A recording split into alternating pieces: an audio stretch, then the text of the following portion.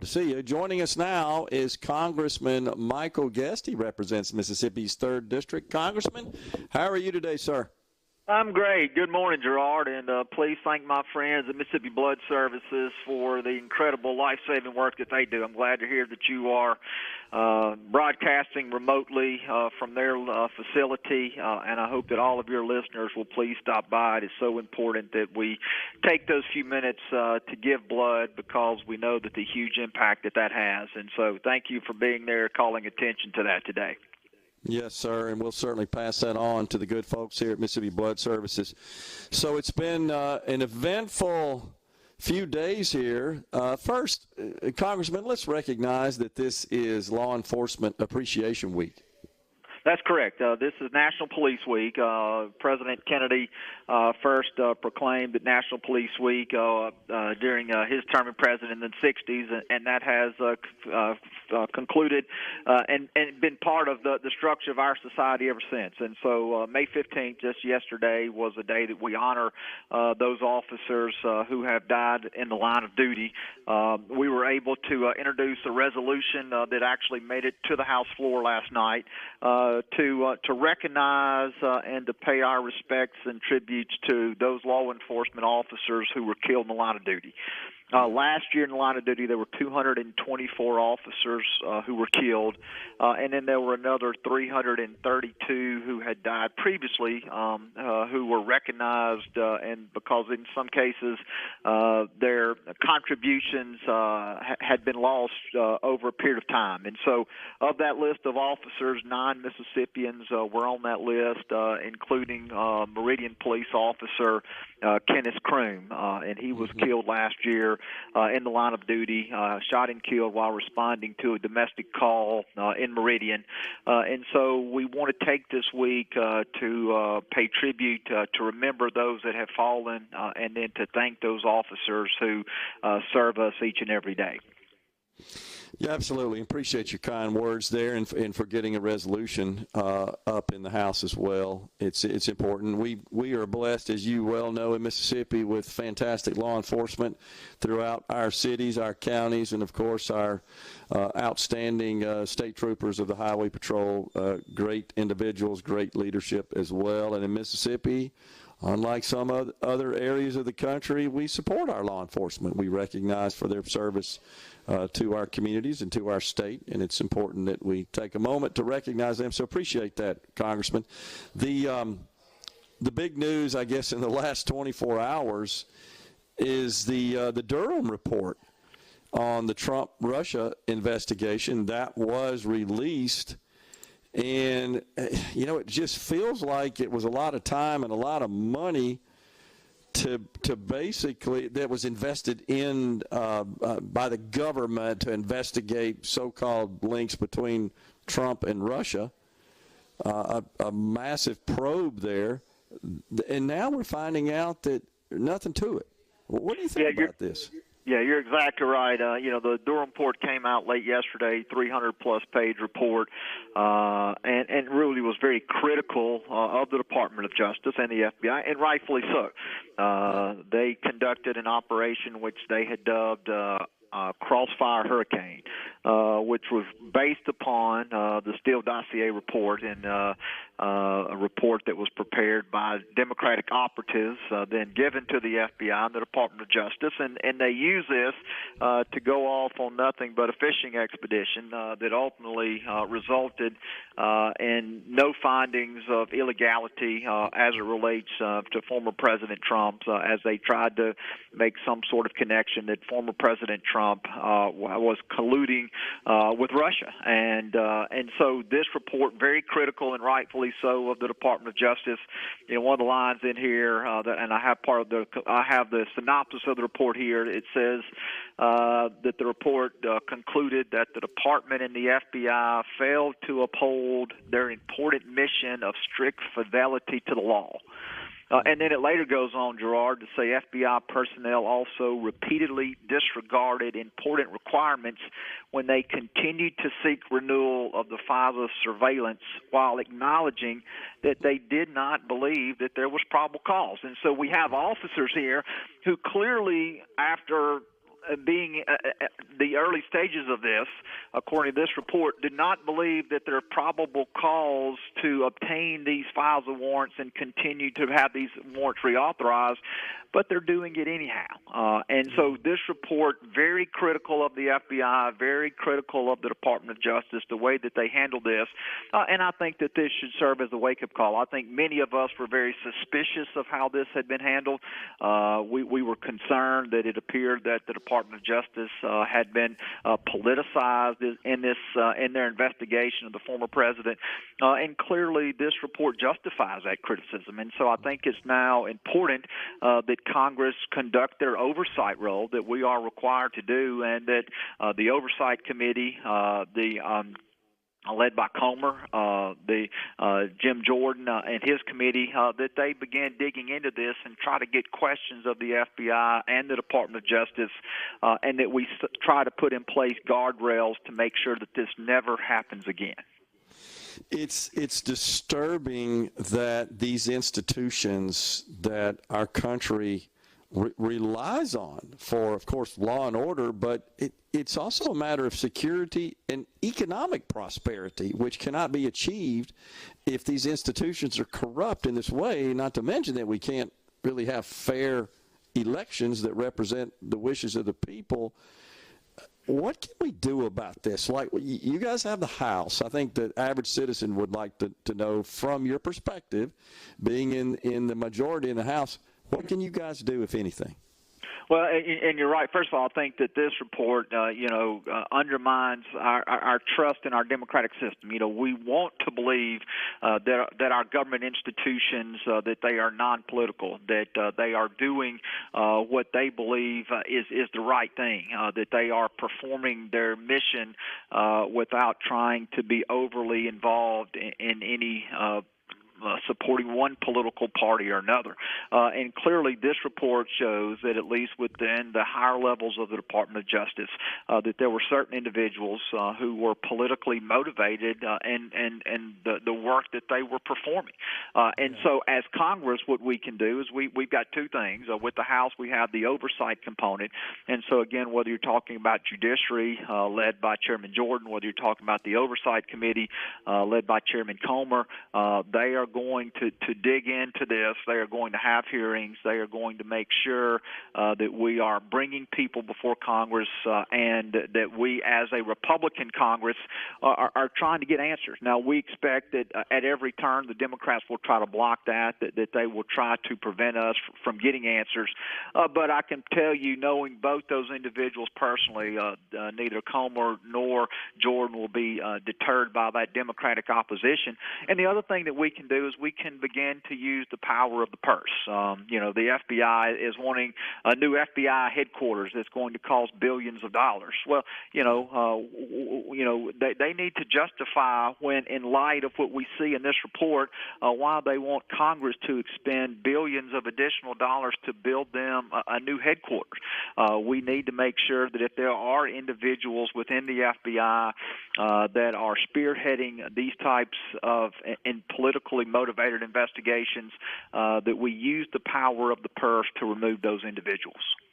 Yeah, absolutely. I think that people are sort of have a range of thoughts on this, response on this, that, well, I told you, but also mad at the same time. Well, yeah, we knew this was going on, and it proceeded, and now we've got the truth has been exposed.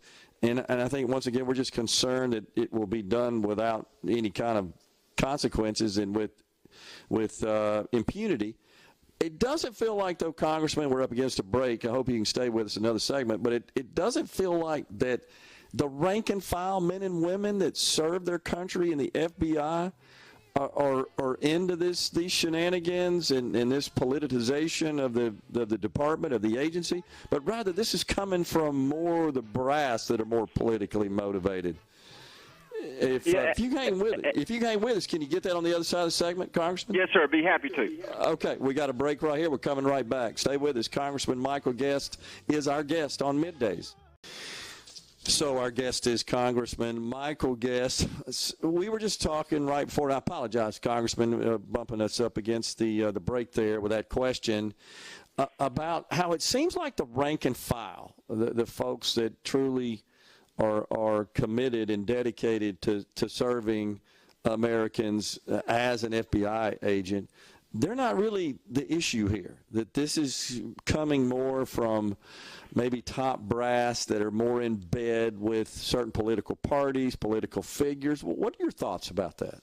Yeah, I mean, I think it's important for your listeners to make sure that they understand that there is a distinction between the hardworking field agents who are assisting your local and state law enforcement in investigating and prosecuting violent criminals, and then those career bureaucrats within the Department of Justice that are led by their political views. And so clearly we have a different group, different classifications, different buckets, if you will, that we put these individuals in. And so to say that everyone within the FBI, everyone within the Department of Justice is politicizing their role, I think that is an improper statement. But I think it is a proper statement to say that there are those career bureaucrats at the top there of the Department of Justice who clearly, according to the Durham Report and according to the evidence that we've seen so far, do allow those things to seep into their decision-making process. Yeah, it's unacceptable. I know you guys know that. I too have a fairly high degree of confidence in Representatives Comer and Jordan, and I hope they get to the bottom of this. I think there are a lot of Americans out there that want to see some sort of punishment, some sort of consequences, if for nothing else, not just so much to punish the individuals involved, but to serve as a deterrent, to send the message, we can't operate the government this way. That's right. And again, this undermines trust in all of our political systems within the United States. And so it is important that these committees work to get to the bottom of it and that we show that there are consequences for these actions. And so, again, I have, as you, great trust in these two individuals who are leading this charge. I will support them fully, and we will be doing everything that we can to support their efforts to really make sure that we're getting to the bottom of what happened, and again, doing our best to hold individuals accountable. Yeah, good deal. So we got this border situation that I know you're quite passionate about. We've discussed that many times on the program. A bill actually passed the House, the Republican-controlled House, last week that does address this issue. And you had a hand in the drafting of that legislation. Of course, it looks like it's DOA in the Senate, and the president would not sign it even if we could get the Senate to pass it. Your thoughts about that? Yeah, you're talking about H.R. 2, which is our border protection bill. It was a bill that actually went through three different committees and then was put together for a single floor vote. So there was a major component that Homeland Security had in the drafting of that legislation. I, as vice chairman serving on that committee, was very active, involved in that legislation. There was also a component that dealt with the asylum process. It went through judiciary led by Jim Jordan. And there was a third component that went through foreign affairs led by Michael McCall. But the thing that we really focused within the Homeland Security sector is it would increase the number of CBP agents from roughly 18,500 now to 22,000. It would give retention bonuses to your frontline CBP officers. There would be investment in technology. There would be support for our local and state partners. And then we would once again force this secretary to begin wall construction. And so there was funding in there that could be used only for wall construction, and it would build hundreds of miles or walls of barriers. And so this was very important as we were trying to craft legislation that we sought the input of those frontline officers, made sure that we understood what they needed, and then as a Congress tried to provide them those resources. As you know, I've been to the border multiple times, have been there already twice this year. We continue to have regular briefings in Washington, D.C.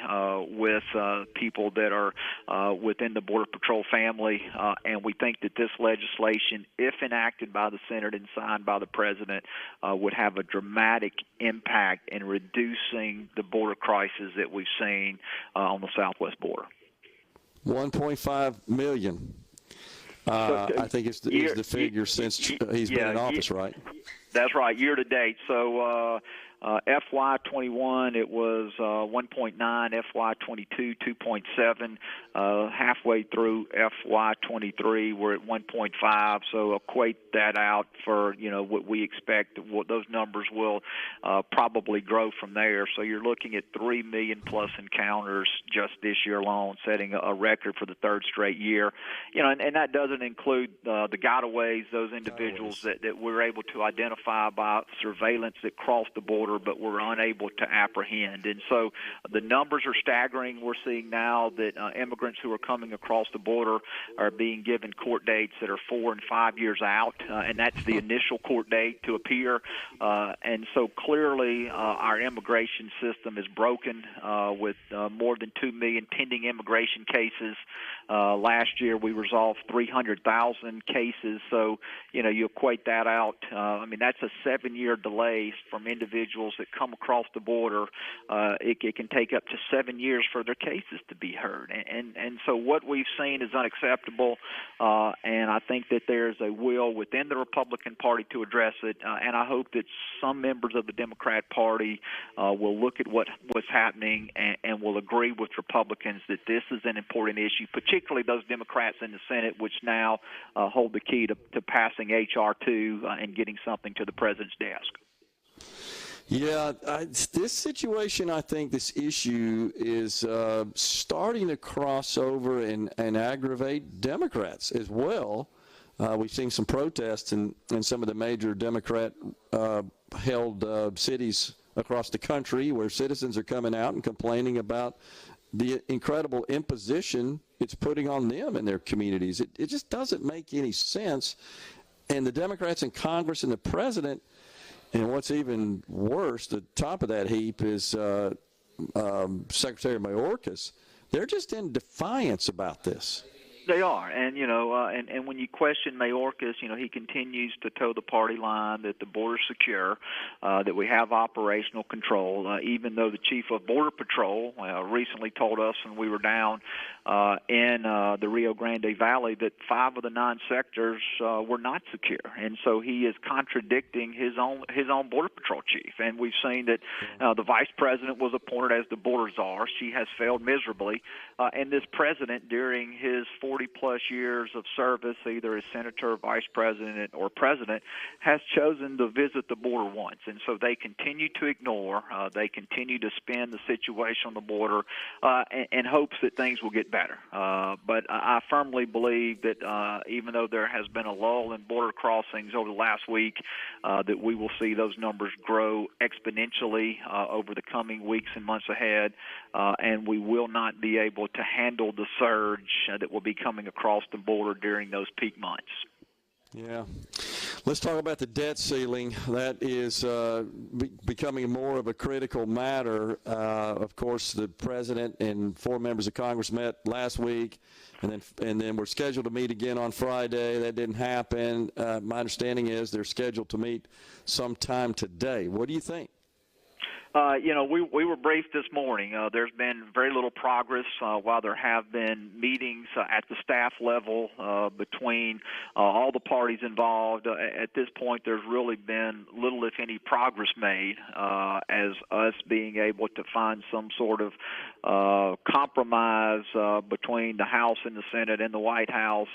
And so we will continue to see whether those talks bear out fruit. I think that as Republicans, particularly Republicans in the House, we feel that we have done our job at this point, that we've passed legislation that would lift the debt ceiling. And that legislation will can be considered by the Senate at some point. But you know, at this point, we feel that it is incumbent upon the administration or the Democrats within the Senate to put some sort of counteroffer on the table. And if they're going to continue to say that their counteroffer is a clean debt ceiling, I think that they will have a very difficult time getting that passed either out of the House or the Senate. And so we should have been doing these negotiations back in February when McCarthy challenged and called upon Biden to do those, but he refused to. And so now we're up against a very short time deadline. Congressman, good to talk to you, sir. Look forward to seeing you soon. Appreciate all your efforts in Washington. Keep it going. Yes, sir. Thank you so much, Gerard. You have a great day. You too. Coming right back at Mississippi Blood Services. Stay with us.